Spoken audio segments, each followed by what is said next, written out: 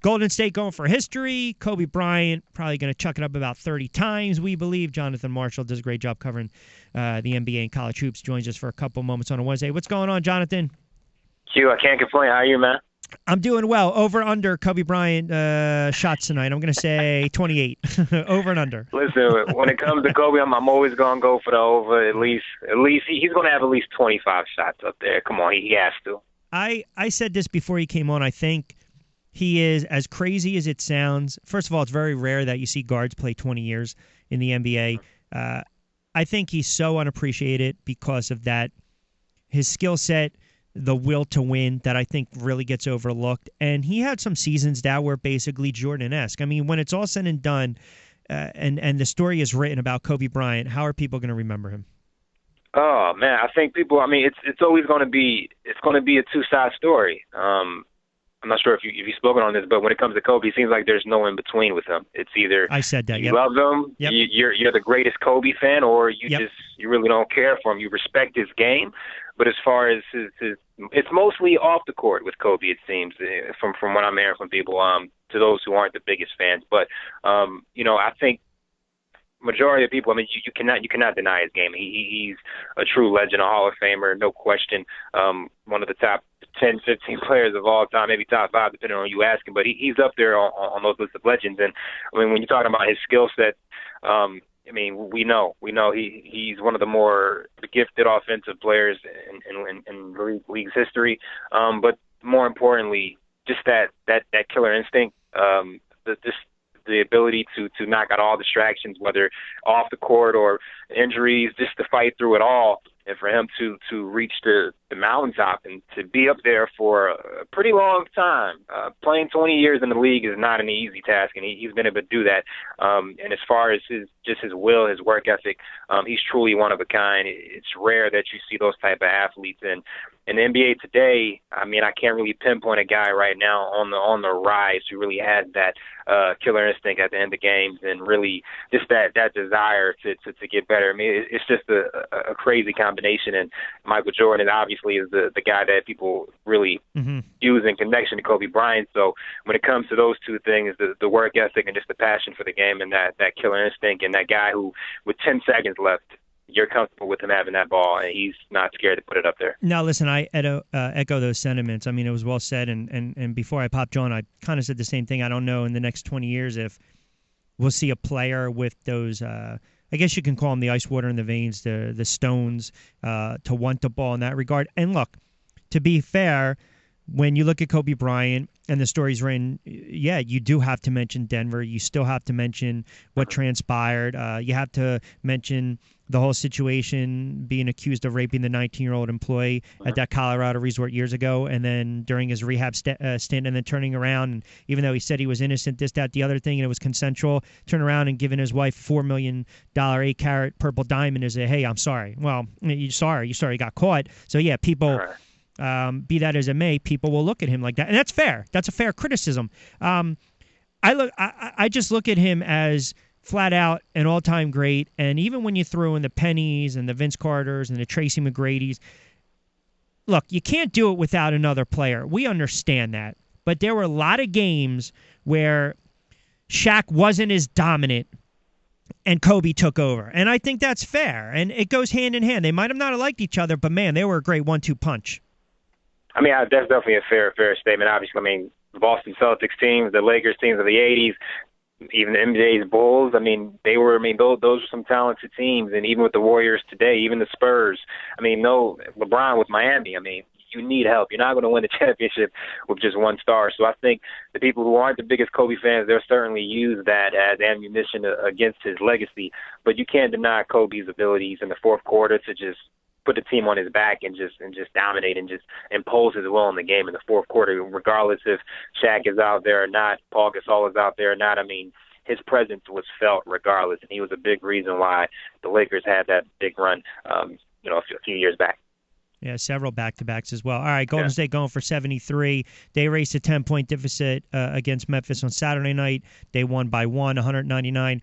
I said this, and I'm sure you're going to agree. Look, this is not breaking ground. This is not breaking news. But Golden State wins, and they lose the NBA Finals. No one cares about 73. I mean, honestly, it would be great to see, and it's nice. But again, the narrative will be written all-time great if they win the NBA Finals. And oh, by the way, they just happen to win 73 games. Would you agree to that?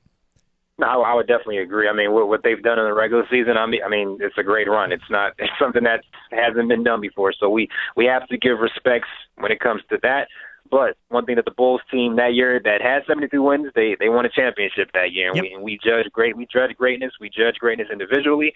We judge greatness team-wise by championships. That's why we're praising Kobe Bryant. That's why we praise MJ. Because they're champions. They're proven champions. So, I mean, last year's championship, a lot of people thought, that maybe that was a fluke. Okay, so how are you going to do it again this year? If you're really an all-time great team, you're setting records, can you go back-to-back? And you're not going to sneak up on anybody this year. You're getting everybody's best shot. They know who you are. You're getting all the commercials. So that's another test that these Warriors are going to have to go through. People are going to give you their best shots in the 7-game series. Believe it. Don't even question that. You're not going to sneak up on anybody this year. So winning a championship is, these are the favorites. I mean, if they make the NBA Finals, I don't see a team in the Eastern Conference being able to hang with them. So they have to finish the deal. It sounds very repetitive, and I guess I'll save it for the playoffs as far as when we get all the seedings and what team's going to have a legit chance out of the Western Conference to knock off the Warriors, whether it's the Spurs or the Thunder or maybe the Clippers. I don't know. The Clippers are coming on strong. They won 6 straight, 9 out of 10. But as far as the Eastern Conference, there's Cleveland, there's Toronto. I told you, I think Charlotte might make a little bit of noise. They might kind of upset the apple cart here. But besides Cleveland, Toronto, give me a team that you think can kind of be a chink in the armor here for Cleveland and really be disruptive. Would it be Miami? Would it be Boston? That's a young team with Brad Stevens. Would it be Indiana, Detroit? I mean, what team do you think, besides the other two I mentioned, can beat the Cavs? I would love to pick Boston, man. I'm a huge fan of Brad Stevens and what he's done. That's a well-coached team. They play hard defensively. I'm just not sure if they have enough offensively outside of an Isaiah Thomas to hang on against Cleveland. So that's why I tend to shy away from Boston. But I would say Miami. The talent's there. If D-Wade is healthy, you add a guy like a Joe Johnson, adds another scoring option. Hassan Whiteside is a beast in the middle. I don't see anybody on Cleveland's roster in that front court being able to handle him. So he can actually dominate in that series for sure. Brian Dragic at the point guard position, Luol Deng. They have a kid by the name of Josh Richardson, a backup guard coming off the bench who's coming on strong, Gerald Green. So, they have the versatility. They have the experience, and Dwayne Wade and Luol Deng and Joe Johnson. Even Amari Stoudemire has been giving them solid minutes. And we know the Miami-Cleveland dynamic with LeBron being a former Heat player, so that would be interesting as well. I think that would be great for the NBA as well if that was a series, but I think Miami would have the best opportunity to give Cleveland a run. Jonathan Marshall joining us for a couple moments, talking a little NBA. Follow him on Twitter at ARN_John Marshall, Caps ARN. Rich Quinones here. We'll take you up to 2 o'clock. As far as the Cleveland Cavs go, and they've been an enigma all season long, but yet you turn around, and this is a team that's won 57 games. They probably could have pushed and won 60 games. I know that Tyronn Lue is going to rest them. I think they need to rest because you're looking at this team right now. They kind of come limping into the playoffs. You need a little insurance with Iman Shumpert and Mo Williams, both injured. They signed Jones, but how much pressure is on Cleveland to not only make a run this year, but again, get back to the NBA Finals? And if they don't do it, does it all fall on LeBron James? Basically, if they don't get to the NBA Finals, how much criticism is James going to get? If they don't make it back, based off the history, LeBron's going to get a huge part of the blame. He was the reason. The reason why he came back to Cleveland was to win a championship for the land. He is the leader.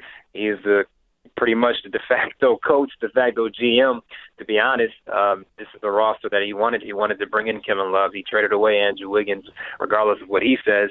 He obviously would have to shoulder that blame. And if you're talking about the Eastern Conference, they cannot go out before the finals.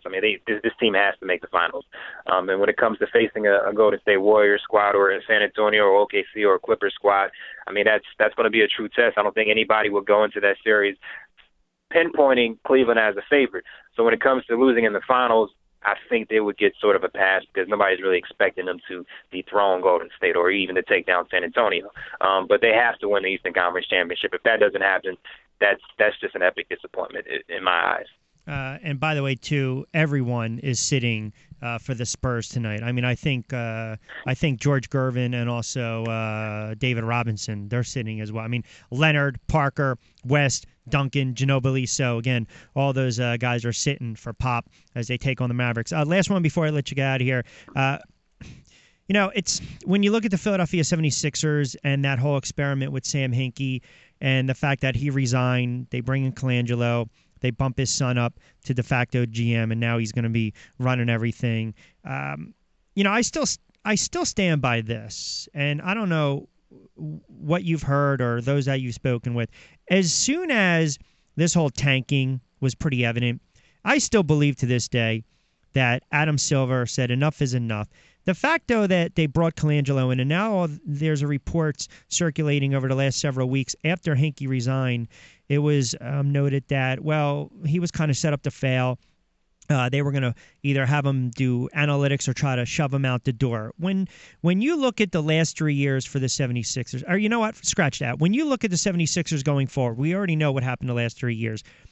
Do you think the process of the tanking and the assets, do you now think they are set up where they need to be to not do this anymore? Or do you think next year we're going to expect the same thing where you're going to see a bunch of D-leaguers? Yeah, they're going to draft some players. You're hoping to get back a healthy Embiid. They're going to struggle another season or two. This philosophy, even though they'll tell us something different, you still think that they're going to stand by this philosophy even with Hinkie out of there, or they're going to kind of do a 180?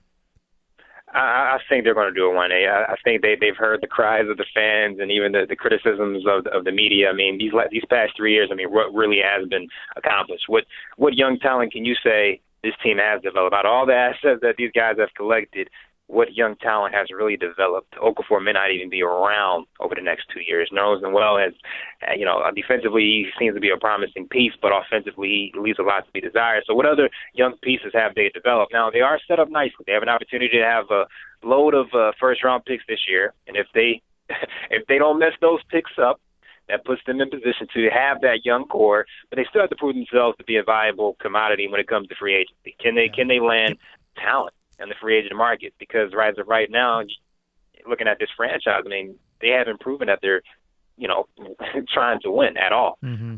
So when it comes to this year's draft is very important for this team. If they mess this up, this obviously is going to put them back another couple of years. But if they strike gold, if Ben Simmons or Brandon Ingram or whoever they pick with these few draft picks, I mean, if these are golden picks, I think this team is definitely on the right path. Great stuff as always. Enjoy the games tonight, Kobe. Sure. And, of course, the Warriors. We'll talk next week. We'll get set for the playoffs. Appreciate it, pal. All right, Q. Take care. All right, you got it. Jonathan Marshall does a good job. Really great insight.